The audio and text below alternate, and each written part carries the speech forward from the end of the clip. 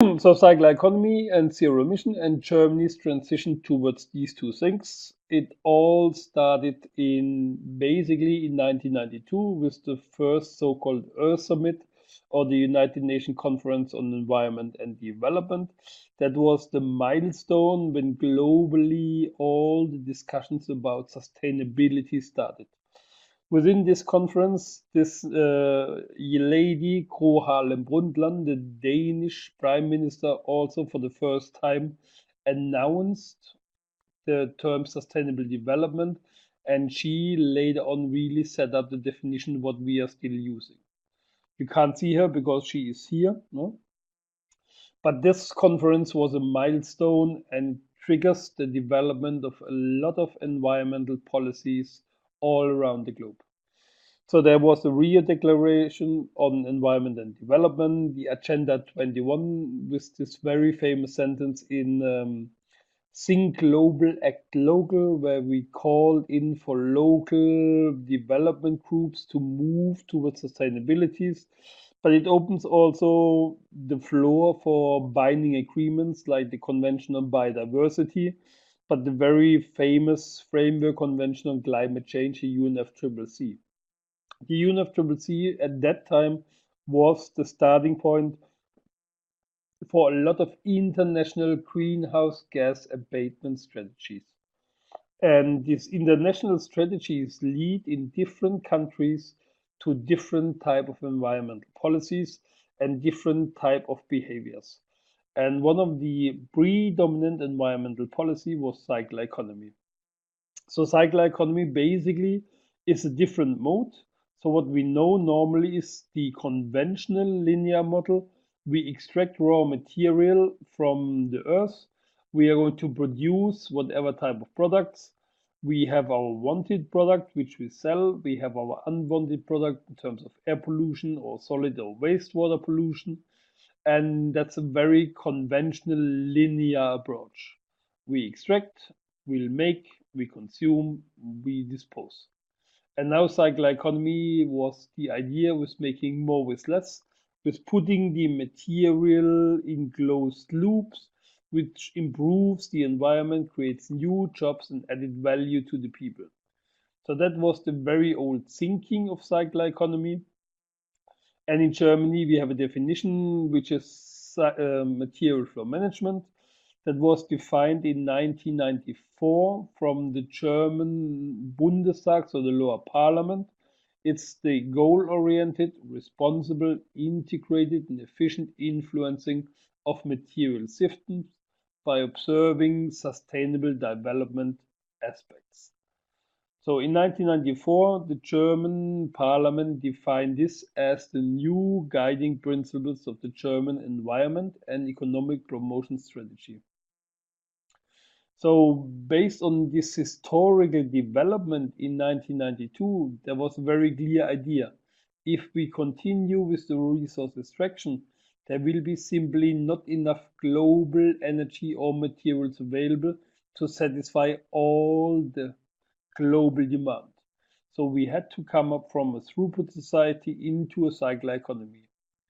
Some people see this as a threat, and some people see it as it is. It's a green business potential. It's the chance to change the way we do business. It's the chance to invest into greening our economy and making more with less. So what was the historical development behind all this? It started all with a so-called end of pipe strategy. So back in the 80s, when the first annotation of dying forest, acid rain, and was made public, the industry decided to act. So normally they looked into the resource extraction. The entire production was a black box, and they had the wanted and the unwanted product. And end of pipe was just that we look into how can we make sure that the unwanted product is not harming the environment very much. A very normal example is in terms of exhaust emissions or air pollution. We simply install a filter in the air emission and minimize the exhaust toxicity. That's a very classic example of end of pipe. That was done until the earlies in the mid of 80s, and then with 1992 we get a little bit more intelligent at the beginning of the 90s. But until today, we introduced so-called cleaner production strategies. That means we opened the black box and said, okay, if we are going to optimize the production itself, we can minimize the unwanted process. So there have been strategies like design for environment. Can we substitute toxic material? Can we substitute different materials with the least environmental impact against others and have the same type of product? So basically, this was looking into how can we optimize the production process to create more products and less waste. In many developing countries or in countries in transition, we see that cleaner production is still the predominant way of doing greening the economy. So still many countries have so-called greener production centers. Check this for your countries. I'm pretty sure you have them as well. In 1994, the United Nations University based in Tokyo came up with the idea, why don't we call it zero emission? And why don't we look into a kind of a cascade of values?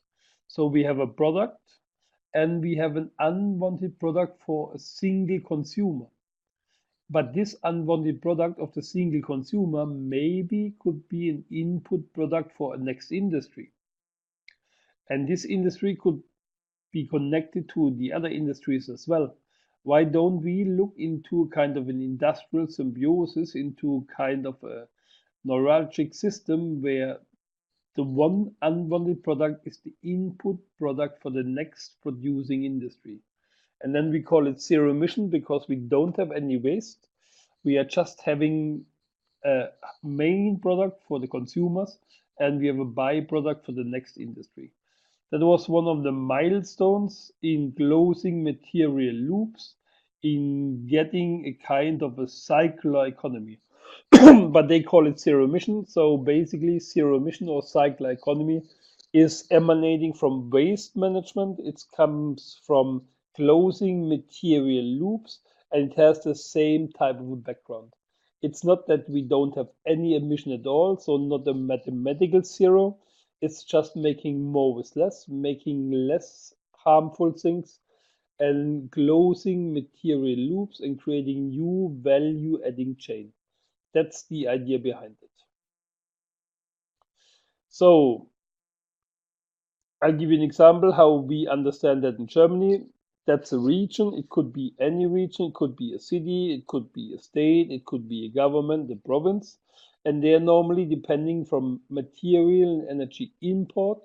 And for these imports, they normally need to pay a lot of money, so they lose purchasing power. The problem with these regions are they are not transparent. They have potentials, but they don't know it yet. They don't know how big their potentials are. And they don't know how to valorize their potentials. So what they do is they have a single sector view. They look into how can we build better houses?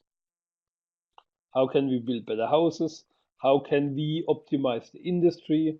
How can we make transport more sustainable or agribusiness more sustainable or our communities as a whole? But each sector is viewed upon individually and independently. What we are trying to do with material flow management is that we first explain what type of potentials they have and which type of technology they can use to activate these potentials and turn the potential into a new business, making them a little bit more independent from fossil fuel imports by activating the regional resources.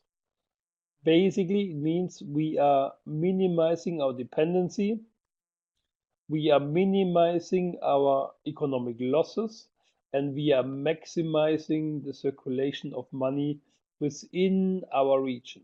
That's the idea of circular economy as well. So circular economy has a very clear business focus and it's very clear business driven.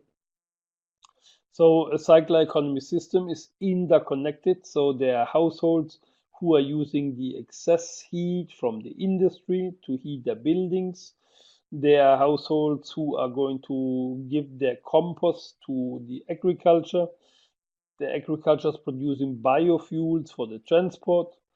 The industry is producing new materials for transport as well. So the entire system is interconnected. I'm going to explain some of these interconnections by using our campus, our university, which is an excellent role model for a sustainability design, as the campus is 100% powered by renewable energy. So all the heat, all the cooling, all the electricity is coming from renewable sources, and all the buildings are optimized in a way that it's high-end energy efficient. So I'm explaining how this 100% renewable energy strategy works. You see already that all roofs are blue, so we are maximizing the solar energy. On the main building, we have a solar cooling concept. And later on, I'll talk a little bit in detail about this new building that's a plus energy efficiency building and its connection to circular economy. So on our roofs, we are producing roughly 40% of the total electricity demand directly ourselves.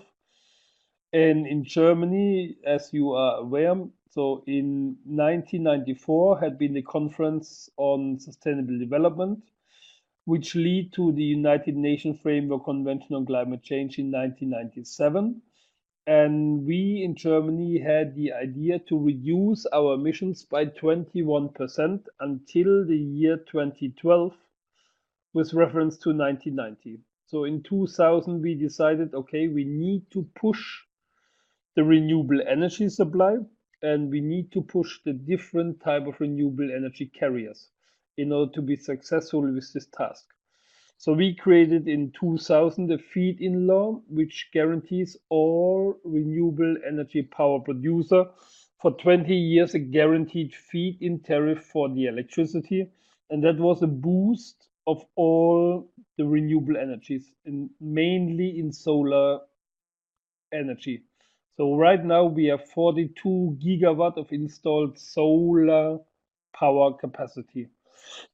That's behind China, the second biggest. So Japan is number third, but behind China we are the number two with regards to solar energy production. And that was triggered by the UNFCCC development and their call to make domestic actions towards greenhouse gas abatement.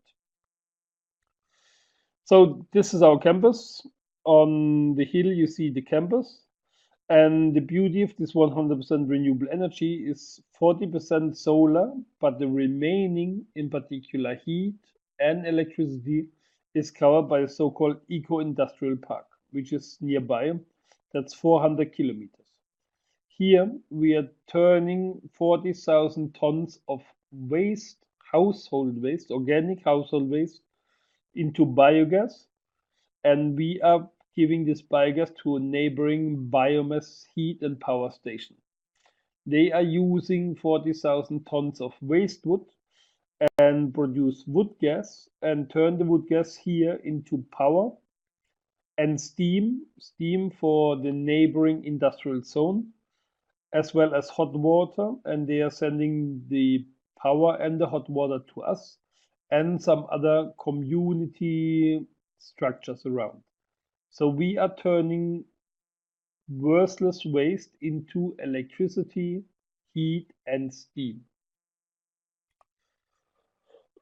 In total, and the output of the biogas plant, the compost is returned to soil again. So we are producing again a fertile soil to produce the next food. In total, this entire structure was a 32 million investment. It creates 30,000 new jobs, and that's organized by the private sector industry.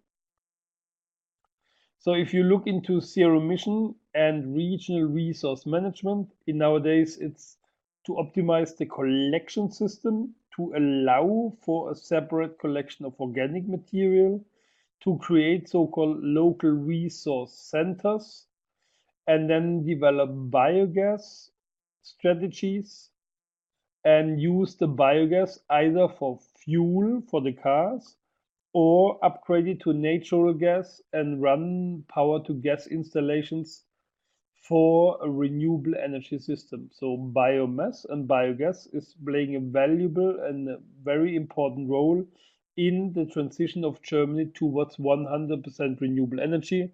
As you might be aware that in 2020 we are getting out of nuclear power station.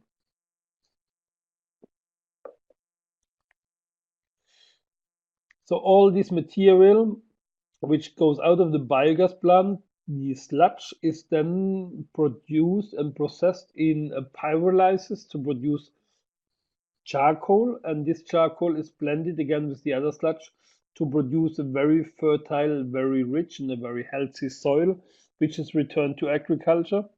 And this soil and this idea is called terra preta. It happens to be found in the Amazon. So our colleagues from Brazil are very customized to this idea. Others are still learning about it.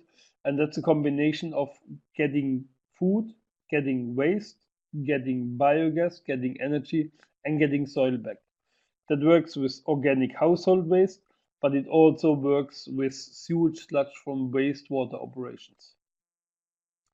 So biomass is a very valuable soil and very valuable resource because you can easily also from green residues take this material. It's not waste. You chop it, you confection it, you use it as a fuel, and you produce heat or power.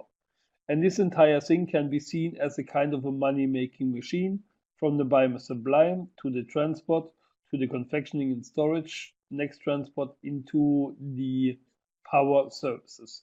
So it's a complete value chain. And circular economy is not only a material chain, so the material from street cleaning to waste to product to power, but also a value chain. That's the beauty of circular economy. So if we look into waste for resource, waste wood is not only a fuel source, it's renewable energy. It's avoided landfill gas emissions. So if you have this material not in a power station, but in a landfill is producing methane, you have emissions, but now you are going to substitute fossil fuel. So you avoid the emission from fossil fuel, from coal or gas. You are avoiding energy imports, so the dependency on energy carriers from Middle East, from Russia, or and you are creating regional added value instead because you are creating a new kind of an investment. You create new jobs. You are creating a higher value chain for this type of material, which formerly was a similar worthless waste. Quick question, Giovanni. Yes, you will have access to this presentation later on. So biomass sector in Germany, we have round about 8,000 of these different type of biomass plants producing 8 gigawatt installed capacity. That's approximately 20 times more than Japan has. It's 40 times more than Mexico has. And it's roughly 80 times more than Morocco has at the moment in terms of biomass to energy. And again, you see here in 2000, when the Renewable Law Act started as a consequence of the United Nations Framework Convention of Climate Change, we still had been on the very beginning, and over the years, we gradually moved up to 8 gigawatts. So the UNFCCC and its associated policy frameworks in Germany have been the starting point for a massive race towards renewables. That's how this bioenergy center look like. So one from the agriculture. This is where they produce biogas from renewable energy sources on farmlands, like manure, but also maize. And this is how a landfill looks in Germany. So here we are taking our products in. This is the mechanical treatment where we sort out all recyclables. This is the biogas plant. These are the different power stations. And bio-waste is seen and treated as a resource. It's very space efficient, and it produces baseload power which we need to make a renewable energy transition functioning. And if you have such a resource center here, that's our nearby center where 120 people are working, that's a small inert landfill which you could easily keep green. It's not smelly, it's not emitting. The entire power and recyclables takes place here. So waste is a valuable resource, and it's too valuable to be buried into the soil, causing negative environmental emission. We need to have the right technology at the right place at the right time, and we can turn this into a circular economy opportunity. So all these biomass, solar, wind, and lead to the fact that at the moment we have round about 36% renewable energy in electricity. In some days we are producing even 80% or 90% of our total electricity by renewable energy sources. So our circular economy approach, also it emanates from waste management, is now a much more energy driven. In terms of greenhouse gas abatement, you see the same structure. So we started in 2000 to avoid a little by renewables, and now we are avoiding round about 4 times more within the last 17 years. So renewables are the major share of our greenhouse gas abatement commitment. Why do we do this? It's not only because we are fundamentally green by heart and we would like to save the planet and we would like to reduce our greenhouse gas emission. No, it's all about the so-called regional added value. Germany is a landlocked country. We are a very resource poor country, and we need to make the maximum out of the things what we have. If we look into a biogas plant, we see that after we'll pay the money back for the investment, we are generating income through jobs, we are generating profits for the investor, and we are creating taxes for the municipalities like income tax, but also value added tax. So whatever we invest into renewable energies is going to pay back the society in terms of jobs, in terms of profits, ultimately again taxes, and taxes to various sources. And that's the key to our economic prosperity. We are looking careful into the economic side of things. If we invest, do we get our money back? Do we get a profit for the society? And how big is it? So circular economy for us is also about how do we green our economy? How can we maximize the value generation in Germany to maintain our level of wealth? And again, if you look into the investment in renewable, you see it was the peak in 2010, but still every year we invest considerably 16 billion euros into renewables, and every year we get a return on these investments in terms of regional added value. So renewable energy now in Germany employs 750,000 people, which is the second biggest part behind the automotive industry, and it's a huge source of welfare in Germany. Give you one more example on our campus. That's our zero emission house. It's a brand new building where all the functions take place. It has a total gross floor area of 2,500 meters square, and it's built as an energy plus building. It means this building generates more energy than it consumes by having solar energy on the roof, by having triple glazed windows, by having a controlled heating and ventilation system, and. So it's the next generation of building, a building which produces more energy than it consumes. And in average, in developing countries, the total building stock consumes between 18 to 25% of the total primary energy. It's nearly the same like the transport sector consumes, and that's not necessary. Give an example about the economics. The total investment of this building was round about 4 million euros, but the add-on investment just for the greening of the building. So the better insulation, the better windows, the better heating, ventilation system was round about 15%. So we invested 600,000 euros more just to make this building work as an energy plus building. What do we get out of it? In contrast to a normal building, we are saving every year for this huge building roughly 50,000 liters of crude oil. That's the equivalent of 40,000 euros of investment. Now 40 divided or 600 divided by 40, then you know you get your money back within 15 years. But these buildings are designed to last for 50 years. So it's a big business thereafter.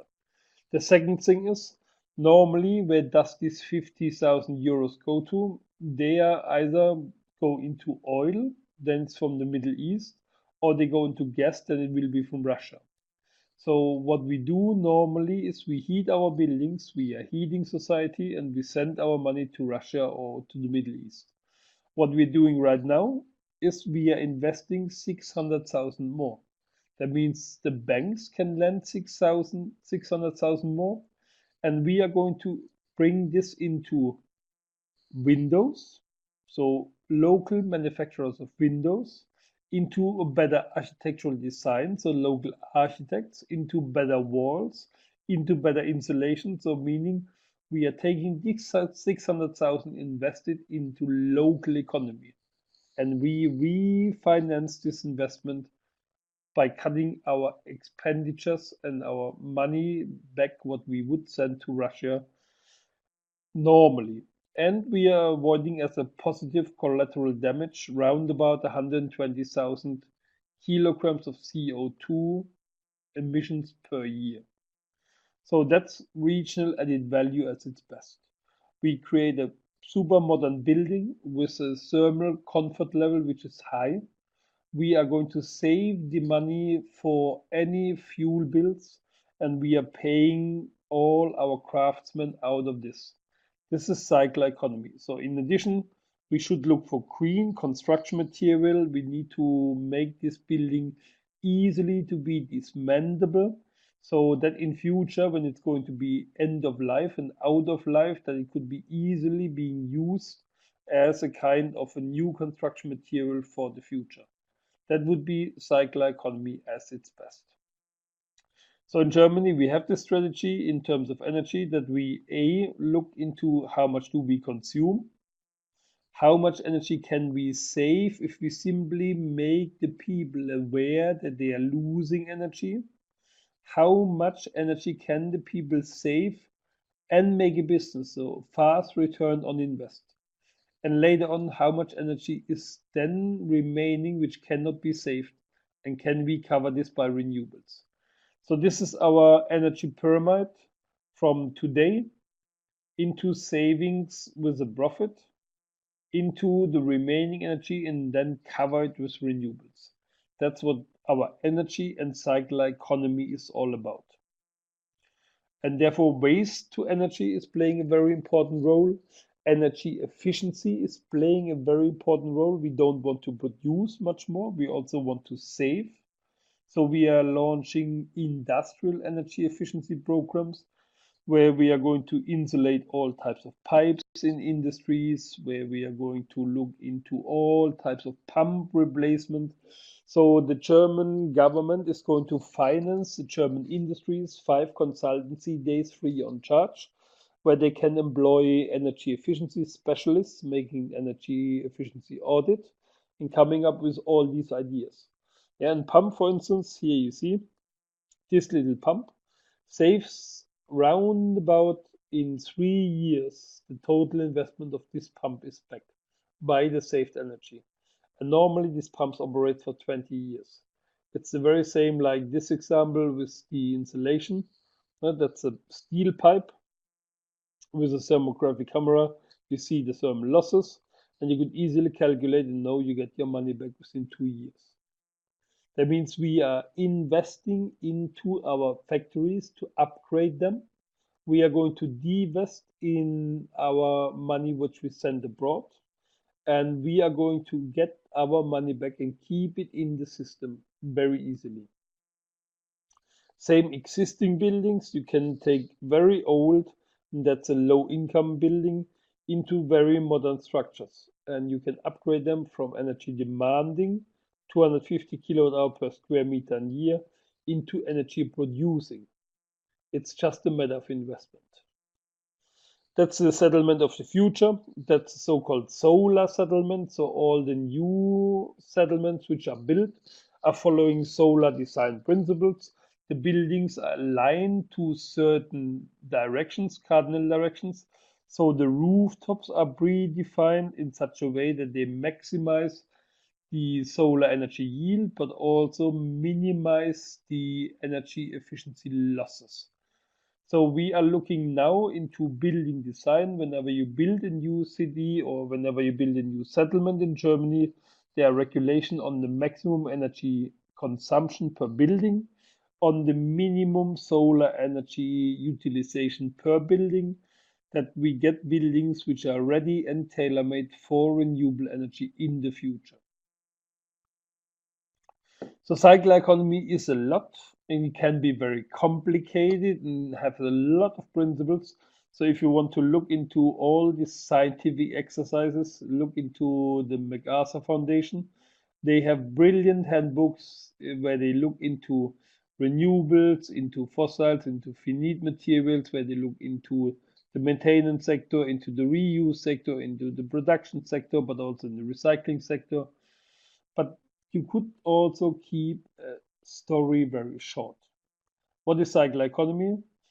In Germany and for us, it's a tool to comply with our international binding treaties like the UNFCCC treaty, but also all environmental protection treaties, biodiversity treaties. It's a virus which started in waste management. We don't want to landfill anymore organic waste. We have the European Landfill Directive, which forbids that we are landfilling waste which is not going or undergoing a recycling activity, which has more than 5% of organic material inside. So we had the Circular Economy Waste Law Act already in 1988. Circular economy very often starts in waste management, closing material loops, and then it spreads into energy, it spreads into wastewater, it spreads into transport. It's a blueprint or green print for a greening of the economy or bluing of economy. Sometimes you hear the green economy, sometimes you hear the blue economy. They are all colors of economy, but essentially we are having this very same message. Environmental protection, climate protection is a business opportunity, is generating income, is supporting the economy. It's not the reverse that we need to spend money to protect, just the rich can afford to do it. No, it's the other way around. If you are poor and if you don't invest into being more efficient, you stay poor. If you invest into greening your economy, you stay competitive and you are going to re-get your money back and you are going to produce more with less. So basically, it's a mental map for a business development, not only for these who are in green business. And green business globally, based on the McKinsey report, was growing by 10% and had the highest growth rates even in front of IT or. So it's the new area of making a business. And it's a shift towards regional added value instead of cheap solutions. Regional added value doesn't mean we invest less. Sometimes we need to invest more, but we get more money back and then we have the ultimate gain. So it's our view that we look into how much money can we circle into the system rather than how much money do I need to put on the table to make things work. And of course, it's an income source for scientists and consultants. I'm living since 20 years as a consultant or scientist in circular economy series. We are consulting roundabout in 25 countries, cities, regions, industries in questions of circular economy. And I know many consultants who are doing the very same. And that's the perfect way. We are greening the economy, we will make them more competitive, and we are earning our money. So what does the cycle economy need? It's the ability to invest. So at first, the biggest issue, and that's in particular for Africa, the issue, if you want to succeed in getting cycler economy strategies into reality, you need to have access to capital market. You need to be able to invest because you first need to build up new structures. You need to have the legal framework conditions, but normally they follow. Once you have investors, normally they create it.